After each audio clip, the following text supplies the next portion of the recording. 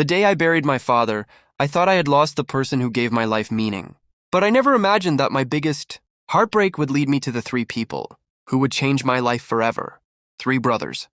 Three children who had been moved from home to home, carrying memories no child should ever carry.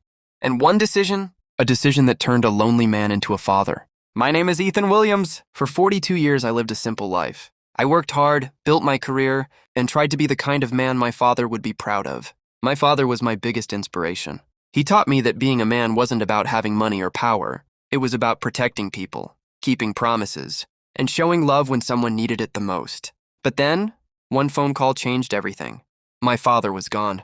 I remember sitting alone in my childhood home, looking at old pictures and thinking about all the things I never got to say. One thought kept hurting me more than anything. My father never got to see me become a dad. I had always wanted children, but life kept moving faster than my dreams. After losing him, I felt empty. Until one night, I discovered something that changed my entire future. I found an article about children waiting in the foster care system. Children who didn't need someone perfect. They needed someone who would stay. Someone who would say, "You are not alone anymore." At first, I thought about becoming a foster parent to one child. I told myself, maybe I can help one child find a safe place. Then I saw their profile. Three brothers. Noah, 11. Lucas, 10. And Mason, 9. They had already lived in several different foster homes. Every time they started feeling safe, they had to leave again. But the brothers always held on to one thing: each other. Their story touched my heart. I didn't know why, but something inside me told me, these boys need you. The first day they arrived at my house, they stood silently near the door. They didn't run inside. They didn't smile. They just looked around like they were waiting for someone to tell them, "You can't stay here." I looked at their faces and realized something. They weren't difficult children. They were children who had been hurt too many times. The youngest boy, Mason, quietly asked, "How long are we staying this time?" I felt my heart break, because no child should grow up asking how long they are allowed to belong. I looked at him and said, "As long as you need." The first few weeks were not easy. They didn't trust me.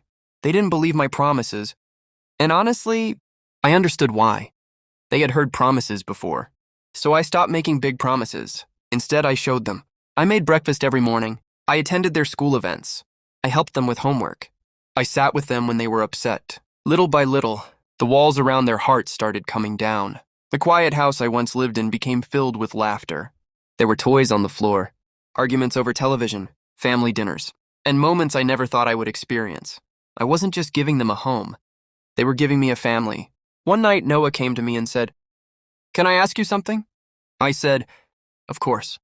He looked down and asked, "Are you going to leave us too?" That question broke me. I sat beside him and said, "Noah, I'm not here because I have to be. I'm here because I choose you." For the first time, I saw him smile without fear. Months passed. Then came the day when I had to make the biggest decision of my life. I could let these boys continue their journey somewhere else, or I could make them my sons forever. There was no doubt in my heart. I knew my answer. I chose them. The adoption day was the day everything changed. When the judge announced that we were officially a family, the boys cried. So did I. Because that day wasn't just about me becoming their father. It was about them finally knowing they were wanted. Today, they call me Dad. And every time I hear that word, I think about my own father. Because I believe he guided me to them. I thought I was saving three boys who needed a home.